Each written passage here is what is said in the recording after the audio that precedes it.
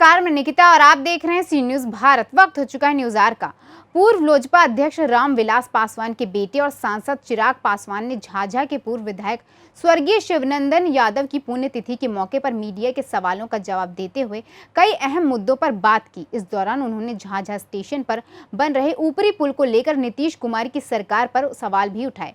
उनका कहना है कि 6 करोड़ 50 लाख की लागत से बनने वाले इस पुल का निर्माण कार्य शुरू हुए 3 वर्ष बीतने को हैं, लेकिन अभी तक ये पुल पूरी तरह से बना नहीं है। हमारे संवाददाता वीरेंद्र कुमार ने सांसद से और भी कई अहम मुद्दों पर बातचीत की। आइए आपको सुनाते हैं। नमस्कार, आप देख रहे हैं सी न्यूज भारत में हूं डिस्ट्रिक्ट कोरेस्पोंडेंट वीरेंद्र कुमार जमुई से।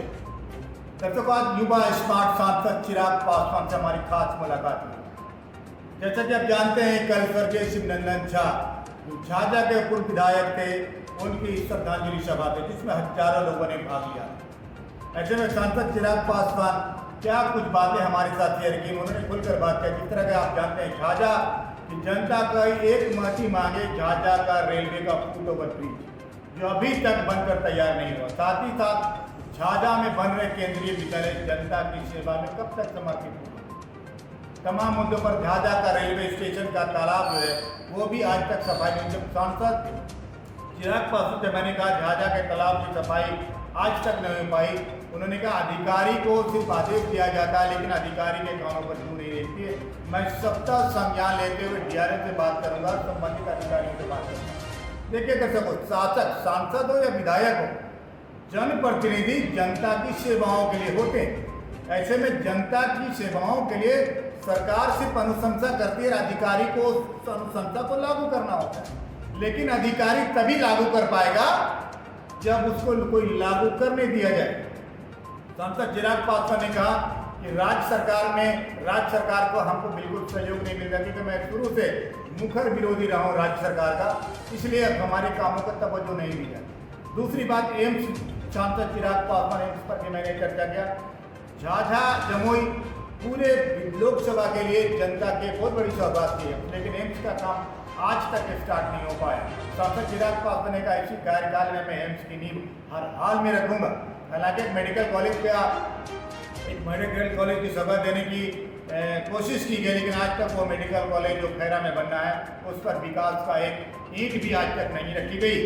देखिए हमारी खास मुलाकात सांसद चिराग पासवान। जब से 2014 से मुझे जमुई लोकसभा का प्रतिनिधित्व करने का सौभाग्य प्राप्त हुआ, तब से लेकर अब तक मजबूती से आदरणीय डॉक्टर साहब मेरे साथ व्यक्तिगत तौर पर, हमारी पार्टी के साथ मजबूती से जुड़े रहे।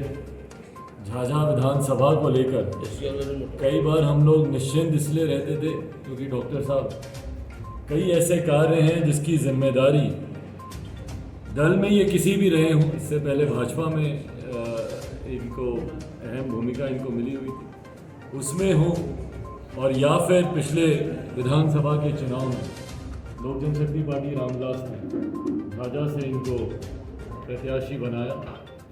पर निरंतरता में झाझा क्षेत्र के विकास को लेकर एक सांसद को एक विधायक से जो सहायता, जो सहयोग मिलना चाहिए, वो एक ईमानदार भूमिका हमेशा डॉक्टर साहब ने निभाई। आज नहीं, कल उनके पिताजी की पुण्यतिथि, हम सबके आदरणीय वरिष्ठ स्वर्गीय शिवनंदन बाबू जी का पुण्यतिथि था, 36वीं उनकी पुण्यतिथि। और इतने सालों में शायद कोई साल ऐसा नहीं रहा जब हम उनकी पुण्यतिथि के कार्यक्रम में नहीं आए। तो इसीलिए आज सिर्फ परिवार के साथ कुछ समय व्यतीत करने, उनको श्रद्धांजलि देने और उनसे निरंतरता में जो सीख, जो ऊर्जा हम जैसे युवा नेताओं को जो मिलती है अपने बुजुर्गों से, अपने अभिभावकों से, खुद में अपने पिताजी से मैंने बहुत चीज़ें सीखी, जिसको आज भी हर दिन अपनी कार्यशैली में अपनाने का मैं प्रयास करता हूँ।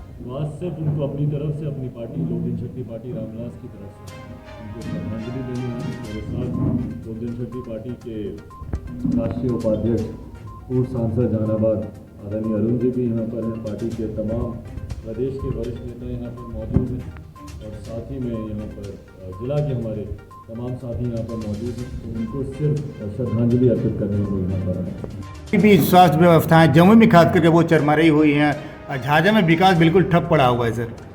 देखिए, ये सवाल एक सांसद से जब पूछा जाता है तो सांसद की अपनी सीमाएं होती हैं, और ख़ास तौर पर एक ऐसा सांसद जिसका निरंतरता में विरोध या विरोधाभास राज्य सरकार से होता रहा।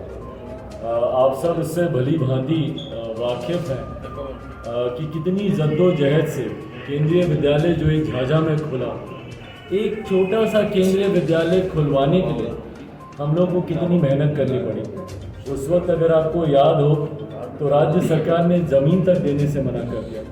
आज भी जो केंद्रीय विद्यालय का भवन निर्माण जहाँ पे चल रहा है वो भी केंद्र सरकार की ज़मीन, रेलवे की ज़मीन, उस वक्त के रेल मंत्री और उस वक्त की HRD मंत्री स्मृति ईरानी जी और रेल मंत्री सुरेश प्रभु जी, उन लोगों का सहयोग रहा तो ये योजना धरातल पर उतर पाई।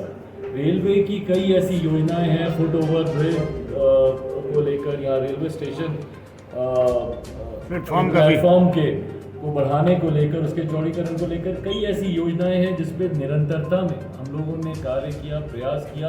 कई योजनाएं धरातल पर उतरी हैं, कई योजनाएं अभी भी प्रगति पथ पर हैं। पर हाँ, राज्य सरकार की यकीनन कई ऐसी योजनाएं हैं जिसमें चाह कर भी जिस सहयोग की अपेक्षा की जाती है। दिशा की बैठक में कई बार मैंने स्वास्थ्य की समस्याओं को लेकर और जितने भी जनप्रतिनिधि यहाँ के जितने प्रमुख साथी, जितने जिला परिषद के सदस्य हों, विभिन्न और जनप्रतिनिधि साथी जो भी उस बैठक में मौजूद हुए, उनसे भी हमेशा उन्होंने भी हमेशा दिशा की बैठक में इन तमाम समस्याओं का जिक्र प्रमुखता से उन्होंने करने का उन्होंने काम किया। पर जो तत्परता विकास के कार्यों को लेकर राज्य सरकार या जिला प्रशासन के द्वारा दिखाई जानी चाहिए, ना सिर्फ स्वास्थ्य को लेकर, प्रधानमंत्री आवास को लेकर, कई बार हम लोगों ने आंकड़े मांगे कि भाई अभी कितना बैकलॉग है जिसको क्लियर किया जाए। इन तमाम चीज़ों में उस तरीके से गति, और बाकी 7 निश्चय योजना के बारे में तो बताने की ज़रूरत ही नहीं है भैया। वो हर बार मैंने इस बात को कहा है कि भ्रष्टाचार की सबसे बड़ी योजना, बिहार का इतिहास जब लिखा जाएगा और इतिहास में जब जांच की जाएगी तो ये खुलासा होगा कि 7 निश्चय बिहार के इतिहास की सबसे बड़ी भ्रष्टाचार की योजनाओं में से। नली गली की योजना, हर घर नल जल की योजना, कौन नहीं जानता भैया। कितनी जगह हम लोग गए निरीक्षण करने, जहाँ पे पाइपें फटी पड़ी हैं, टैंकियाँ फटी पड़ी हैं, सड़क निर्माण के, नली गली के निर्माण पे सड़कों को खोद कर वैसे का वैसा ही छोड़ा गया हुआ। ये तमाम समस्याएं है इस बात की कि पिछले 8 सालों में एक सांसद के नाते कम से कम मुझसे जितना बन पाया Jamui Lok Sabha as a whole, जिसमें 3 जिले मिलकर ये लोकसभा बनती है, मुंगेर जिले की आपकी तारापुर विधानसभा, शेखपुरा की आपकी शेखपुरा विधानसभा और जमुई की हमारी चारों विधानसभा। मुझे खुशी है इस बात की कि ना सिर्फ केंद्र सरकार बल्कि नीति आयोग के द्वारा भी जमुई में विकास के कार्यों को सराहा गया है। यही कारण है कि पिछली बार जब आंकड़े साझा किए गए थे, जब 99 पायदान पर जो जमुई था वो आज 9वें पायदान पर वो पहुंचा है। यकीनन 2024 तक की मेरी और बड़ी रूपरेखाएं हैं क्षेत्र के विकास को लेकर। सर एम्स आना, एम्स के लिए चर्चा और एम्स के भी राज्य सरकार ने ज़मीनें नहीं दी और उसके बदले में सर एक मेडिकल कॉलेज का उद्घाटन किया गया, लेकिन मेडिकल कॉलेज का काम आज तक शुरू नहीं हो पाया सर। देखिए, मेडिकल कॉलेज के काम में ज़मीन को लेकर विभिन्न तरीके की और परमिशंस को लेकर ज़रूर कुछ समय तक बाधाएं उसमें आ रही हैं, पर अब के बाद से ज़मीन को लेकर, ज़मीन के अधिग्रहण को लेकर, राशि के आवंटन को लेकर मुझे लगता है तमाम तरीके की बाधाएं अब क्लियर है। इतना वादा मैंने ज़रूर पिछली बार किया था कि अपने इसी कार्यकाल में रहते रहते जमुई में मेडिकल कॉलेज का उद्घाटन करके ही जाऊंगा। जाना तो खैर कहीं नहीं है, रहना यही है, पर उसका उद्घाटन ज़रूर करूँगा। तो इस वादे पे मैं कायम हूँ। मेडिकल कॉलेज इस कार्यकाल में 2024 से पहले ज़रूर। सर फुट ओवर ब्रिज का काम झाझा का एक ड्रीम प्रोजेक्ट है सर, इसमें रेलवे की तरफ से लापरवाही ज़रूर हुई है, इसको मैं मानूंगा। इसमें हाँ, फुट ओवर ब्रिज को लेकर थोड़ी सी इसमें टेक्निकल लापरवाही रेलवे के द्वारा की गई, जिसकी वजह से कार्य जहाँ पे होना था कुछ उसमें लेकर अड़चने आई थी। बहरहाल उस पर भी मुझे लगता है कि जल्द उसको भी कंप्लीट कर दिया जाए। तालाब की सफाई भी नहीं हुई सर। आप जो सरकार योजना दे के जाते हैं, पता नहीं अधिकारी सुस्त हो जाते हैं। झाझा सर एक बहुत अधिकारी अगर अपनी जिम्मेदारियों को पूरी तरीके से निभा लें, दिशा की बैठक में हमेशा मैं इस बात को बोलता हूँ, नेताओं की जरूरत नहीं है। अगर अधिकारी अगर अपनी भूमिका को सही ढंग से निभा लें, अगर आप भारत का संविधान भी देखें तो नेताओं की भूमिका लॉ बनाने तक, नीतियों की ड्राफ्टिंग तक नेताओं की भूमिका होती है। एग्जीक्यूशन की पावर्स पूरी तरीके से ब्यूरोक्रेसी के हाथ में होती है। और जिस दिन ब्यूरोक्रेट्स आ जाएंगे तो वो अपने क्षेत्र के विकास में अपनी ईमानदार भूमिका दें, जिसमें से कई ऐसे अधिकारी हैं जिन्होंने अपनी ईमानदार भूमिका निभाई भी है। यही कारण है कि भैया नीति आयोग भी यहाँ पे जमा है। पर हाँ, कई अधिकारी हैं जो विषय का जिक्र आप कर रहे हैं वहाँ पे ज़रूर लापरवाही हुई है। पर हाँ, ये जिम्मेदारी भी प्रशासन की ही बनती है, जिला प्रशासन की तरफ से। कई बार हम लोग अपनी सांसद निधि से दी हुई योजनाओं को भी लेकर हम लोग चिंतित होते हैं, जिस तत्परता से धरातल पे उन कार्यों को उतरना चाहिए उसमें वो तत्परता देखने को नहीं मिलती। बट बहरहाल ये भारतीय संघीय ढांचे के का ही एक रूप है, जहाँ पे राज्य सरकार के पास कई अधिकार हैं शिक्षा स्वास्थ्य को लेकर, जहाँ पे एक सांसद की भूमिका थोड़ी सी सीमित हो जाती है सीमाओं में। बट बहरहाल मैं कभी भी अपनी किसी भी कर्तव्य से ना पीछे हटने वाला हूँ ना भागने वाला हूँ। केंद्रीय विद्यालय के कब तक पड़ेगा? केंद्रीय विद्यालय कब तक सर हो जाएगा पूरा? पीछे लोग हमारी प्रतिनिधि मंडल एक गया था वहाँ पर, उसका निरीक्षण करना। उम्मीद है कि इस साल के आखिर तक भवन निर्माण का कार्य पूरा हो जाए। रेल लाइन का सर्वे भी सर पूरा हो गया है? सिर्फ रेल लाइन का सर्वे पूरा हो गया। ज़मीन अधिग्रहण को लेकर उसमें ज़रूर समस्याएं आ रही हैं। आपके माध्यम से भी मैं ये आग्रह करूँगा, और ख़ास तौर पर ये आग्रह मैं तमाम स्थानीय जनप्रतिनिधियों से करूँगा, मुखिया पूर्व मुखिया जिनका क्षेत्र उस इलाके में पड़ता है।